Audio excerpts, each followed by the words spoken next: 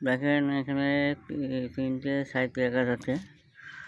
এটা কালারটা হলুদ হয়ে গেছে, এটাও কালারটা হলুদ হয়ে গেছে, রোদের তাপে এটা হলুদ হয়ে গেছে। এগুলো দেখুন একটু আছে, এগুলো হলুদ হয়ে গেছে।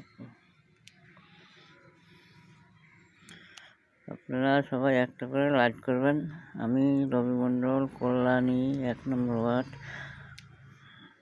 জেলা নদিয়া।